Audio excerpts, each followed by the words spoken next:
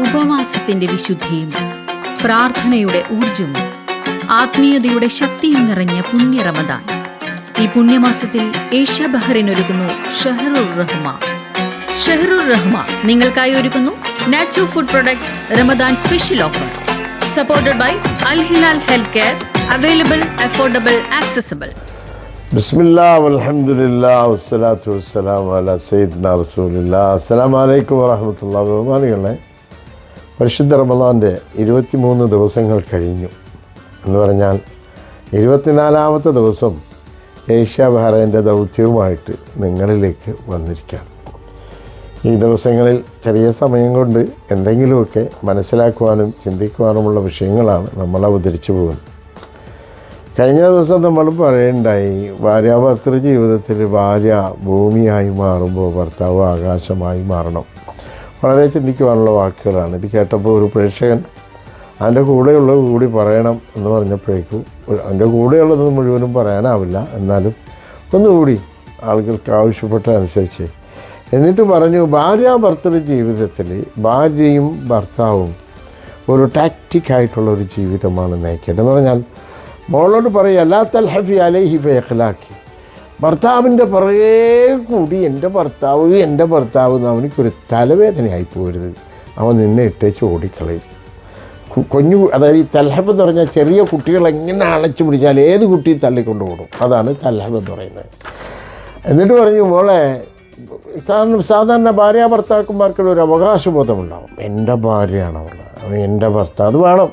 അതില്ലാത്ത ഭാര്യാഭർത്തൃ ജീവിതത്തിൽ നന്മയില്ല. പക്ഷെ മോളോട് പറഞ്ഞു, മോളെ വല്ല തൽഹഫി, അവനിക്കൊരു തലവേദനയായി പോരുത്, നീ അവനോടെ പോകുന്നു, എവിടെ വരുന്നു, ഒരു മീഡിയമായിട്ട് നിൽക്കുക. ഫയഖ്ലാക്കി വലാത്ത വിട്ടുകളല്ല, അവൻ പോയാൽ വരുമെന്ന് ഇരുന്നുകളല്ലേ. അങ്ങനെയും അവൻ പോവും. ഭർത്താവ് എവിടെയും പോകട്ടെ, ഞാനൊന്നും അന്വേഷിക്കേണ്ട ആവശ്യമില്ല എന്ന് അങ്ങനെ ഇരുന്നാലും അവൻ പോവും. രണ്ടിൻ്റെ ഇടയിൽ കൂടിയാവണം നിങ്ങളുടെ ജീവിതം. ഭാര്യയും അങ്ങനെ പറഞ്ഞു. മൂന്നാമതായിട്ട് പറഞ്ഞത്, ഇൻദനാമിൻകി ഫഖ്തറബി, അവന് നിന്നിലേക്ക് അടുക്കുമ്പോൾ നീ കൂടുതൽ അങ്ങോട്ട് അടുക്കണം.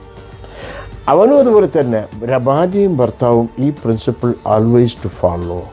ഭാര്യ നമ്മളിലേക്ക് അടുക്കുമ്പോൾ, അവൾ സ്നേഹം കൊണ്ട് അടുക്കുമ്പോൾ നമ്മൾ കാരുണ്യം കൊണ്ട് അവളിലേക്ക് അടുക്കണം. അതുപോലെ ഭർത്താവ് സ്നേഹം കൊണ്ട് അടുക്കുമ്പോൾ ഭാര്യ കാരുണ്യം കൊണ്ട്, സ്നേഹത്തിൽ കൂടുതലായിട്ട് കാരുണ്യം കൊണ്ട് അടുക്കണം. അപ്പോൾ ഫൈൻദനാമിൻകി ഫഖ്തറബി. എന്നിട്ടോ അങ്കീഫബാദി. ചില സന്ദർഭങ്ങളിൽ ചില സമയത്ത് അയാൾ മൂഡൗട്ടിലാണ്. ഈ സമയത്ത് എന്ത് ചെയ്യണം? ഭാര്യ ഒന്ന് ദൂരെ ഇരിക്കണം. അപ്പോഴേ ഒരു അടുക്കാനുള്ളത്. അതുപോലെ തന്നെ ഭാര്യയും ചില സമയത്ത് അവൾ മൂഡൗട്ടായിരിക്കും. ആ സമയത്ത് ഒരു ഡീലിങ്സിനുള്ള സമയമല്ല. ഇതുപോലെ ഒരു പോളിസി ഭാര്യാഭർത്തൃ ജീവിതത്തിൽ നമ്മൾ മനുഷ്യനാണല്ലോ, അവൾക്കും ഹാർമോണിക് ചേഞ്ചസ് ഒക്കെ ഉണ്ട്, ഭർത്താവിനും ഉണ്ടാവും. അപ്പോൾ അവളോട് പറഞ്ഞു, ഇൻദനാമിൻകി ഫഖ്തറബി, അവൻ അടുക്കുമ്പോൾ ഡബിൾ നീ അങ്ങോട്ട് എടുക്കും. അതായത് if you want to take 1 give 2 എന്ന് അടുക്കണം. പക്ഷേ അങ്കീഫബാദിയാണല്ലോ, ചില സന്ദർഭത്തിൽ അവൻ മൂഡൗട്ടായിരിക്കുമ്പോൾ നീ എന്ത് ചെയ്യണം? ഒന്ന് മാറിയിരിക്കുക. അതുപോലെ തന്നെ ഭർത്താവും, ഭാര്യ ചില സമയത്ത് മൂഡൗട്ടായിരിക്കും. അപ്പം ന്യായങ്ങളൊന്നും പറഞ്ഞാൽ ഈ ശരീരം അനുവദിക്കില്ല. അതാണ് ഈ ശരീരത്തിൻ്റെ നേച്ചർ. ഇതാണ് അവർ മകളോട് പറഞ്ഞ ഒരു ഉപദേശം. ശരിക്കും ഇതിൽ നമുക്ക് പഠിക്കാറുണ്ട്. ഭാര്യ ഭർത്തൃ ജീവിതത്തിൽ ഭാര്യ ഒന്നുകൊണ്ട് അടുക്കുമ്പോൾ ഭർത്താവ് 2 കൊണ്ട് അങ്ങോട്ട് അടുക്കണം.